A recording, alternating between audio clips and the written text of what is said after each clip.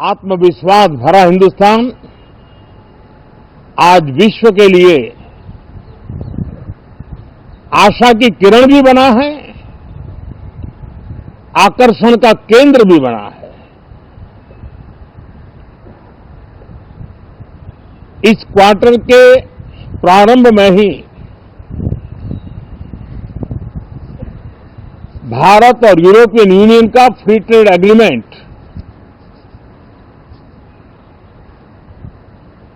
आने वाली दिशाएं कितनी उज्जवल है, भारत के युवाओं का भविष्य कितना उज्जवल है, उसकी एक झलक है।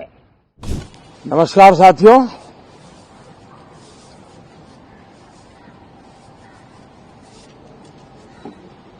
कल राष्ट्रपति जी का उद्बोधन 140 करोड़ देशवासियों के आत्मविश्वास की अभिव्यक्ति था।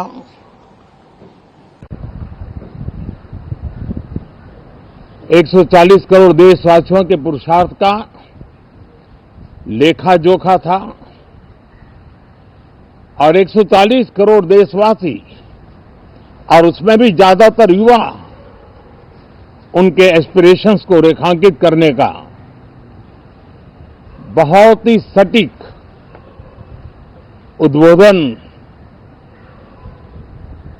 सभी सांसदों के लिए कई मार्गदर्शक बातें भी कल आदरणीय राष्ट्रपति जी ने सदन में सबके सामने रखी है। सत्र के प्रारंभ में ही और 2026 के प्रारंभ में ही आदरणीय राष्ट्रपति जी ने सांसदों से जो अपेक्षाएं व्यक्त की हैं, उन्होंने बहुत ही सरल शब्दों में राष्ट्र के मुखिया के रूप में जो भावनाएं व्यक्त की हैं, मुझे पूरा विश्वास है कि सभी माननीय सांसदों ने उसको गंभीरता से लिया ही होगा और ये सत्र अपने आप में बहुत ही महत्वपूर्ण सत्र होता है। ये बजट सत्र है। 21वीं सदी का एक चौथाई हिस्सा बीत चुका है। ये दूसरे चौथाई का प्रारंभ हो रहा है और 2047 विकसित भारत के लक्ष्य को प्राप्त करने के लिए ये महत्वपूर्ण 25 वर्ष का दौर आरंभ हो रहा है और ये दूसरे क्वार्टर का, इस शताब्दी की दूसरे क्वार्टर का ये पहला बजट आ रहा है और वित्त मंत्री निर्मला जी देश की पहली वित्त मंत्री ऐसी है, महिला वित्त मंत्री ऐसी है जो लगातार 9वीं बार देश के संसद में बजट प्रस्तुत करने जा रही है। ये अपने आप में एक गौरव पल के रूप में भारत के संसदीय इतिहास में रजिस्टर हो रहा है। साथियों, इस वर्ष का प्रारंभ बहुत ही पॉजिटिव नोट के साथ शुरू हुआ है। आत्मविश्वास भरा हिंदुस्तान आज विश्व के लिए आशा की किरण भी बना है, आकर्षण का केंद्र भी बना है। इस क्वार्टर के प्रारंभ में ही भारत और यूरोपियन यूनियन का फ्री ट्रेड एग्रीमेंट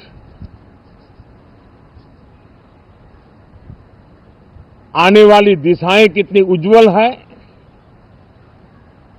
भारत के युवाओं का भविष्य कितना उज्जवल है, उसकी एक झलक है। ये free trade for ambitious Bharat है। ये free trade for aspirational youth है। ये फ्री ट्रेड फॉर आत्मनिर्भर भारत है। और मुझे पक्का विश्वास है, खास करके जो भारत के मैन्युफैक्चरर्स हैं, वे इस अवसर को अपनी क्षमताएं बढ़ाने के लिए करेंगे। और मैं सभी प्रकार के उत्पादकों से यही कहूंगा कि जब भारत यूरोपियन यूनियन के बीच मदर ऑफ ऑल डील्स जिसको कहते हैं, वैसा समझौता हुआ है, तब मेरे देश के उद्योगकार, मेरे देश के मैन्युफैक्चरर्स अब तो बहुत बड़ा बाजार खुल गया, अब बहुत सस्ते में हमारा माल पहुंच जाएगा, इतने भाव से वो बैठे न रहे। ये एक अवसर है और इस अवसर का सबसे पहला मंत्र ये होता है कि हम क्वालिटी पर बल दें। हम अब जब बाजार खुल गया है तो उत्तम से उत्तम क्वालिटी लेकर के बाजार में जाएं। और अगर उत्तम से उत्तम क्वालिटी लेकर के जाते हैं तो हम यूरोपियन यूनियन के 27 देशों के खरीदारों के पैसे ही कमाते इतना नहीं, क्वालिटी के कारण से हम उनका दिल जीत लेते हैं और वो लंबे अरसे तक प्रभाव रहता है, उसका दशकों तक उसका प्रभाव रहता है। कंपनियों का ब्रांड देश के ब्रांड के साथ नए गौरव को प्रस्थापित कर देता है। और इसलिए 27 देशों के साथ हुआ ये समझौता हमारे देश के मछुआरे, हमारे देश के किसान, हमारे देश के युवान, सर्विस सेक्टर में जो लोग विश्व में अलग अलग जगह पे जाने के उत्सुक हैं, उनके लिए बहुत बड़े अवसर लेकर के आ रहा है। और मुझे पक्का विश्वास है, एक प्रकार से कॉन्फिडेंट, कॉम्पिटिटिव और प्रोडक्टिव भारत की दिशा में ये बहुत बड़ा कदम है। साथियों, देश का ध्यान बजट की तरफ होना बहुत स्वाभाविक है, लेकिन इस सरकार की ये पहचान रही है रिफॉर्म, परफॉर्म एंड ट्रांसफॉर्म। और अब तो हम रिफॉर्म एक्सप्रेस पर चल पड़े हैं, बहुत तेजी से चल पड़े हैं। और मैं संसद के भी सभी साथियों का आभार व्यक्त करता हूं कि इस रिफॉर्म एक्सप्रेस को गति देने में वे भी अपनी सकारात्मक शक्ति को लगा रहे हैं और उसके कारण रिफॉर्म एक्सप्रेस को भी लगातार गति मिल रही है।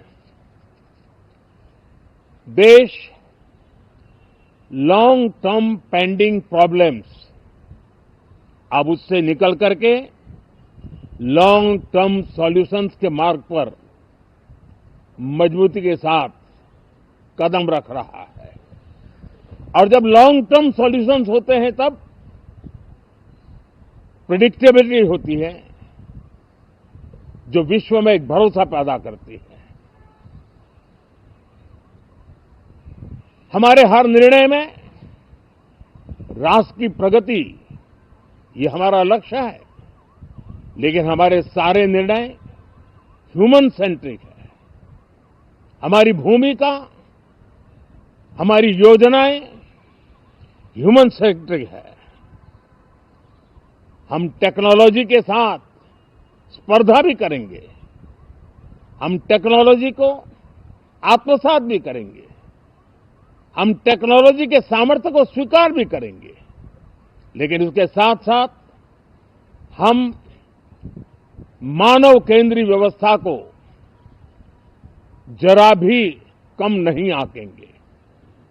हम संवेदनशीलता की महत्व को समझते हुए टेक्नोलॉजी की जुगलबंदी के साथ आगे बढ़ने के व्यू के साथ आगे सोचेंगे। जो हमारे टीकाकार रहते हैं साथी, हमारे प्रति पसंद नापसंद का रवैया रहता है और लोकतंत्र में बहुत स्वाभाविक है, लेकिन एक बात हर कोई कहता है कि सरकार ने लास्ट माइल डिलीवरी पर बल दिया है। योजना फाइलों तक नहीं, लाइव तक पहुंचाने का प्रयास रहता है, और यही हमारी जो परंपरा है उसको हम आने वाले दिनों में रिफॉर्म एक्सप्रेस में नेक्स्ट जनरेशन रिफॉर्म के साथ आगे बढ़ाने हैं। भारत की डेमोक्रेसी और भारत की डेमोग्राफी आज दुनिया के लिए एक बहुत बड़ी उम्मीद है। तब इस लोकतंत्र के मंदिर में हम विश्व समुदाय को भी कोई संदेश दें, हमारे सामर्थ्य का, हमारे लोकतंत्र के प्रति समर्पण का, लोकतंत्र की प्रक्रिया के द्वारा हुए निर्णयों का सम्मान करने का ये अवसर है, और विश्व इसको जरूर स्वागत भी करता है, स्वीकार भी करता है। आज जिस प्रकार से देश आगे बढ़ रहा है, आज समय व्यवधान का नहीं है, आज समय समाधान का है। आज प्राथमिकता व्यवधान नहीं है, आज प्राथमिकता समाधान है। आज भूमिका व्यवधान के माध्यम से रोते बैठने की नहीं है, आज हिम्मत के साथ समाधानकारी निर्णयों का कालखंड है। मैं सभी माननीय सांसदों से आग्रह करूंगा कि वे आएं, राष्ट्र के लिए आवश्यक समाधानों के दौर को हम गति दें, निर्णयों को हम शक्ति दें, और लास्ट माइल डिलीवरी में हम सफलतापूर्वक आगे बढ़ें। साथियों, आप सबका बहुत बहुत धन्यवाद, बहुत बहुत शुभकामनाएं।